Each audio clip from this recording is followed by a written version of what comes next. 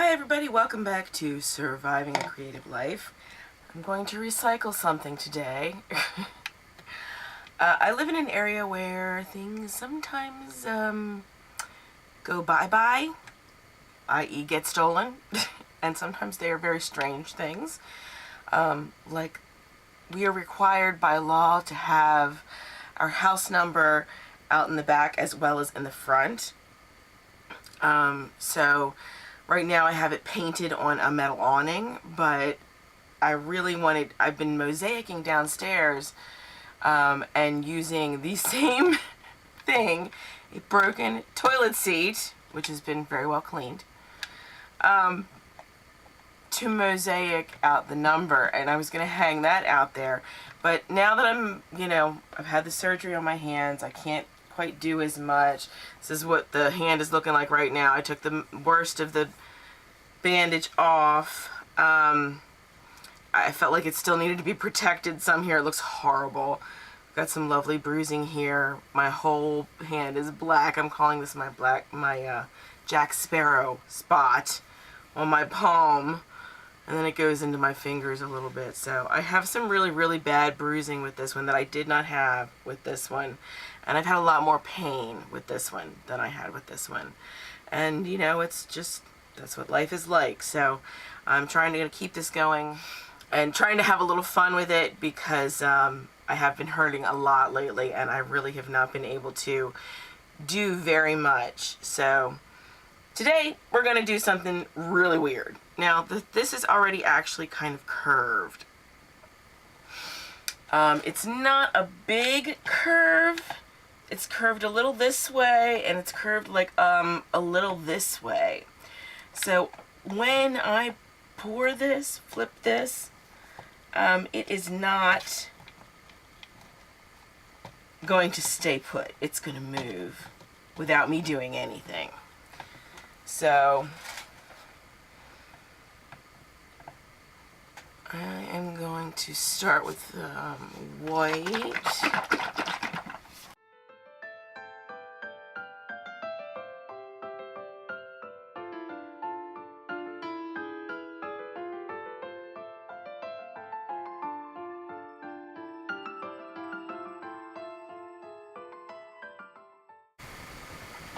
So we had problems with last time. Let's see if I can get it open this time if I use this little grippy thing.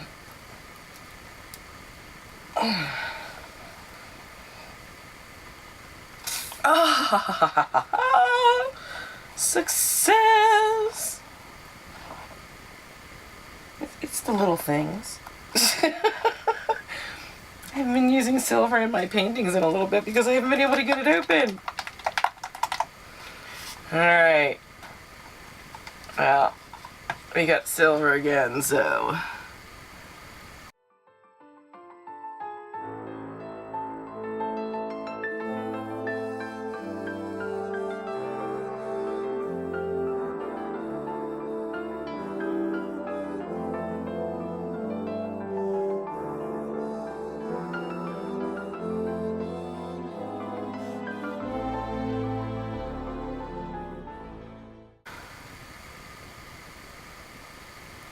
There's like some really nice cells coming up in here.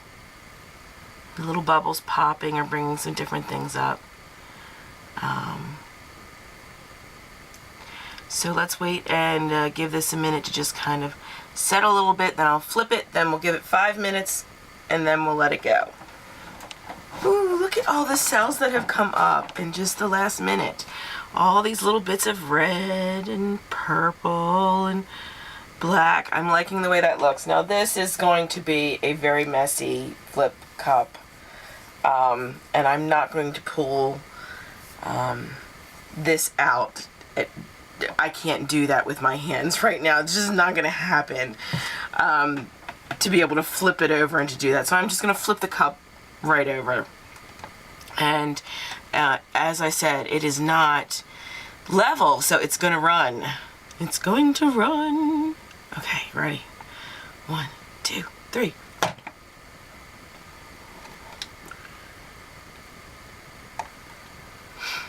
We know it's going to run. Let's see how much it runs.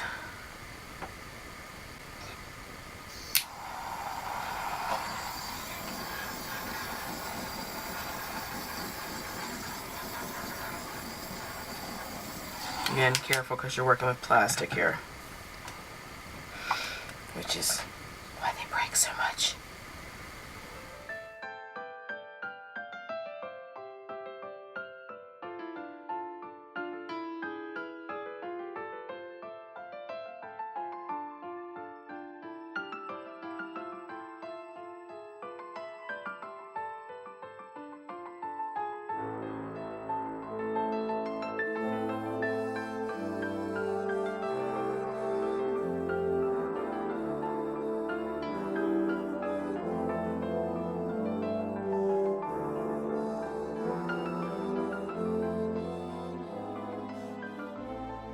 And I like the cells, these cells that still came together here.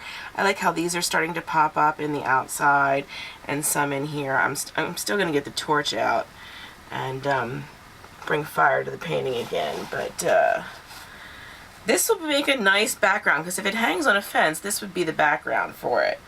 And I will paint the other side as well when we see how this turns out. And then I will either hand paint the numbers on there if I can manage it, or I will find stickers to put on there over top of a pour painted background like this. And I already have built-in hangers at the top. Just gotta feed some wire through it and I will hang it from a fence. So I'm going to give this some fire now. And my torch cooperated with me. Miracle of miracles. Alright, do remember that there is plastic underneath of this, so don't stay in any place too long. Better to make a couple of passes.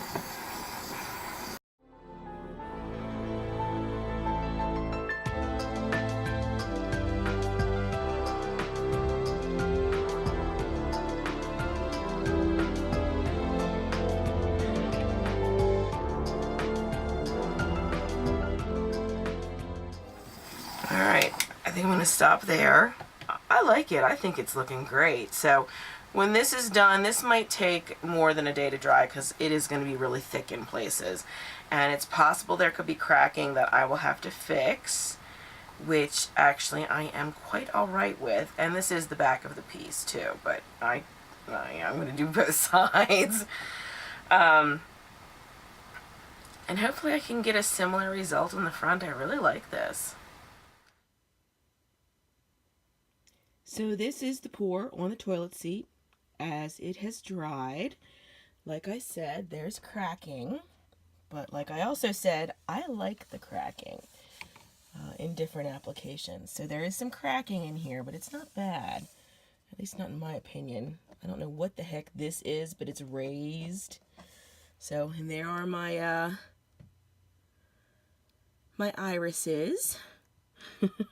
I really like how those iris kind of like bloomed out of the center like that. Here's some more cracking, but it's actually not deep at all, and yet we still have some really beautiful cells. We have a lot of them here in the center and down at the end here. Look at this. Try not to get in my own light here. So that looks really cool, right?